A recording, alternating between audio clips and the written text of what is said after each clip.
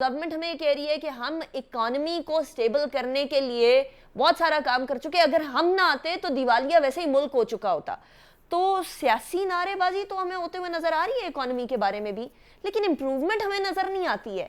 क्या ऐसा हर्डल है या क्या ऐसी चीज है, कौन सा ग्लिच है जिसको हम रिकग्नाइज नहीं कर पा रहे हैं पॉलिटिकल इकोनॉमी के अंदर भी, और सेकेंडली अपनी increasing the influx of dollar में भी?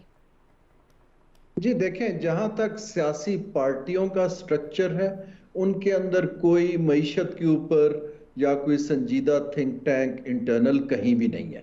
सही। अब मेरे तो सारे ये कॉलीग्स हैं, अगर उन्होंने अब टीम बनाई है तो इतने दिनों से क्या हो रहा था? ये टीम, मेरा मतलब है, ये तो हुकूमत कर रही थी टीम, इनके पास तो प्लान होना चाहिए था। ये मैं क्रिटिसिज्म नहीं है, मैं टाइमिंग की बात कर रहा हूँ।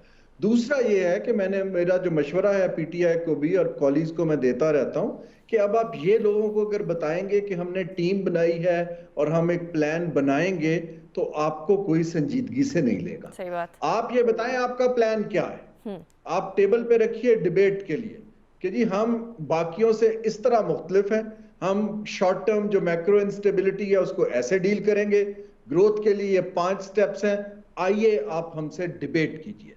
ये इस वक्त डिबेट टीवी के ऊपर और चीजों पर यहां जानी चाहिए। जो रूलिंग कोलिशन है, उनका तो टारगेट बड़ा क्लियर था कि वो सिर्फ आईएमएफ प्रोग्राम रिवाइव करना चाह रहे थे। उनके पास कोई मुझे इसके अलावा गेम प्लान नहीं नजर आ रहा, और वो वरीड भी हैं इनफॉर्मल बातों में मेरे साथ कि जनाब आया हमें इस बात पे वोट मिलेंगे कि हमने फंड प्रोग्राम रिवाइव कर लिया।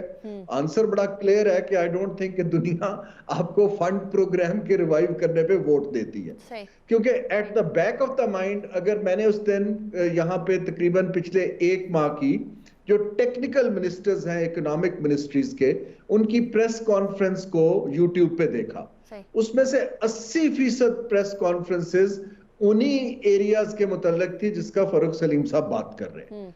अगर आप बिजली के वजीर हैं तो आप पॉइंट स्कोरिंग कर रहे हैं, पीटीआई के ऊपर रिबटल कर रहे हैं।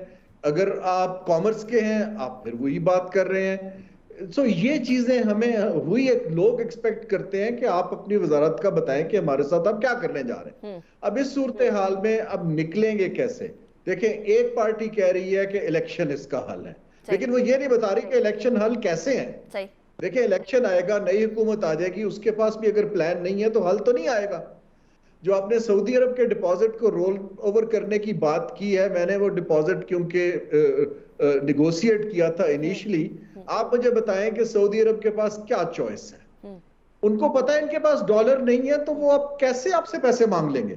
देखिए, I will be very straight forward. चीन को आपने पता जो है, बात की है, मेरे सारे पैनलिस्ट इस बात पे मुस्कुरा रहे हैं, और फिर मुझे वो वजीर आजम शहबाज शरीफ साहब की बात याद आ रही है कि मैंने उनको बोला कि मैं इस बार आया हूं आपसे मांगने, उसके बाद नहीं ऐसे होगा। देखिए, इंडिपेंडेंट पावर प्रोजेक्ट्स की अगर आप पेमेंट्स नहीं कर पा रहे हैं तो आप 4.5 अरब का कैसे वापस कर देंगे? उनको पता है कि ये पैसा तो फंस गया है, तो उसको रोल ओवर करते रहेंगे। जब वो देखेंगे हमें सलाहियत है तो, लेकिन हमें और नहीं देंगे क्योंकि उनको नजर आ रहा है। मैंने कतर से 10 अरब डॉलर की इन्वेस्टमेंट नेगोशिएट की थी, 10 क्या हम कुछ भी नहीं कर पाए। उन्होंने उसी पैकेज में से अब 3 अरब ऑफर कर दिया कि आप 3 करके देख लें, और अभी तक मुझे उस पर भी सिग्नल नहीं दिख रहा है। ये मैं कह रहा हूं कि दुनिया आप पे बिलीव करती है जब आप टेबल पे ट्रांजैक्शन रखते हैं या टेबल पे डील रखते हैं। दुनिया आप पे बातों पर बिलीव नहीं करती है, और हमें ये सीखना चाहिए।